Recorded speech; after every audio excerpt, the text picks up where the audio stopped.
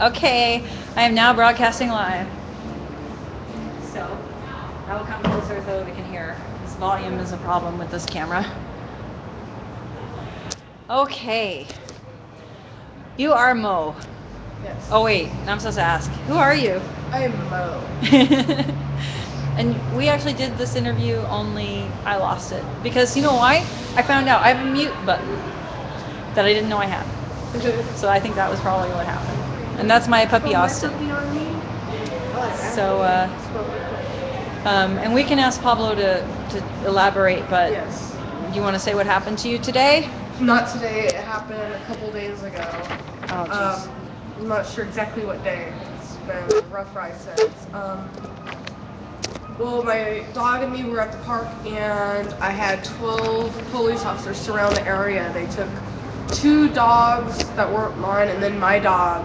And they said because people didn't have vaccines, uh, licenses on their dogs, and my dog was wrapped around my leg, and they said that I wasn't holding the leash, which the officer straight up lied to the other officers. I said, "Is it okay for it to be strapped around my leg?"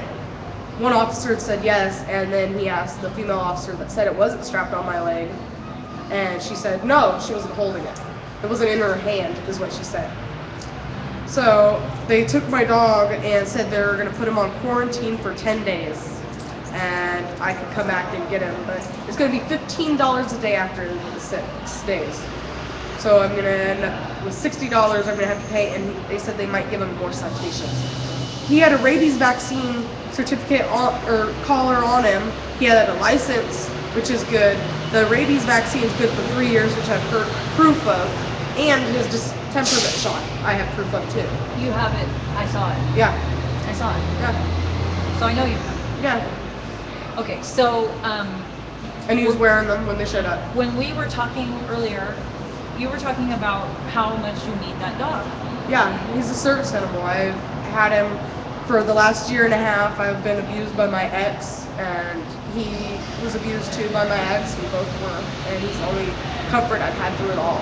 I have seizures. I have emotional problems because of being in foster care for 18 years. I have to have a support animal, something to hold when I'm emotionally sensitive, something to hug and love. And I think they call that a companion animal. Yes, it is. Right. So. Which is a service animal also. You look on the service animal website. Oh, okay. So, anyway, you have also used the dog for defense to Yes, keep you protect myself safe, at night. because you know that you can sleep. My dog will wake up if someone walks too close to me. He'll Right. start growling, warning someone to stand back.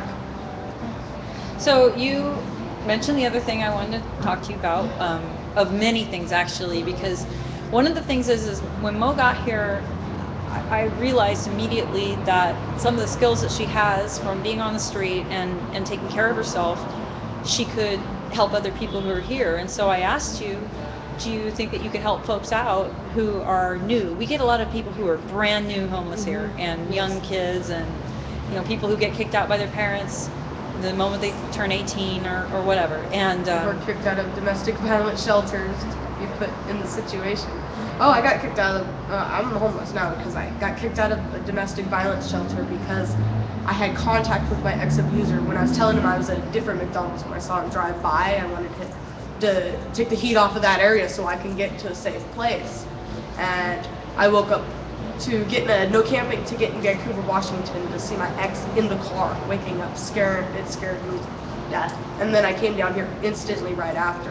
you mean your ex found you where you were camping? And I woke up to the police having him in the back of their car and giving me a camping ticket.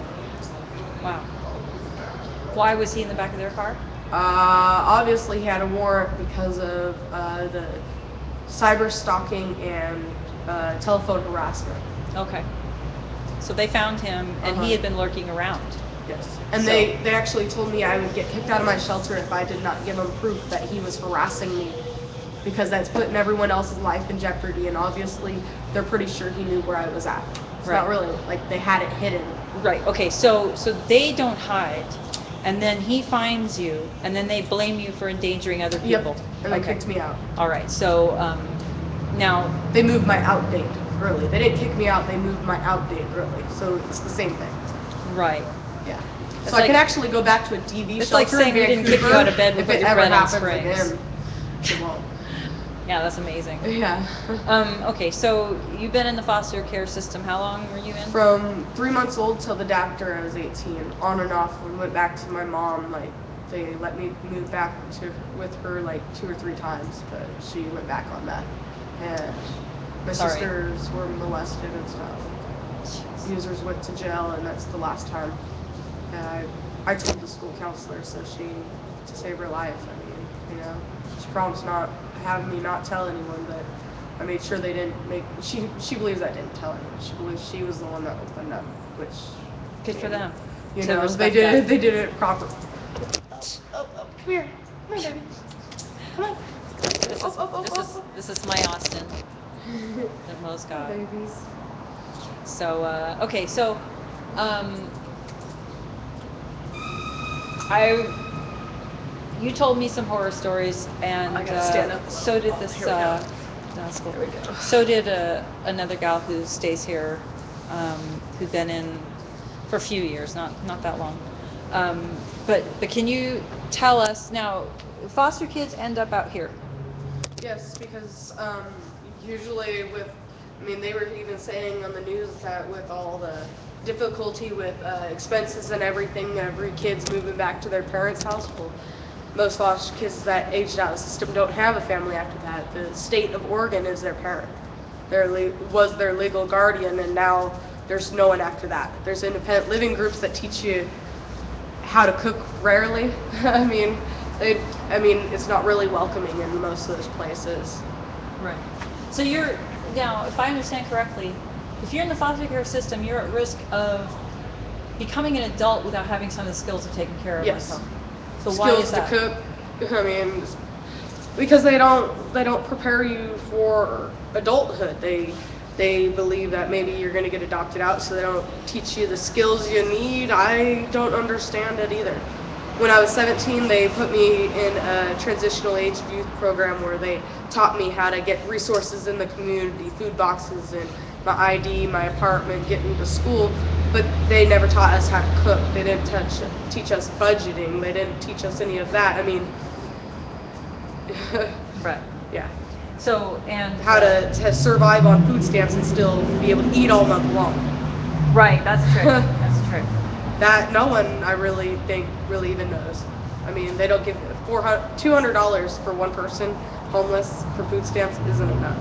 And if Especially you don't with the have, kinds of foods you have to cook or eat right. to do it. You Right. got to buy a $3 burrito every meal if you want to eat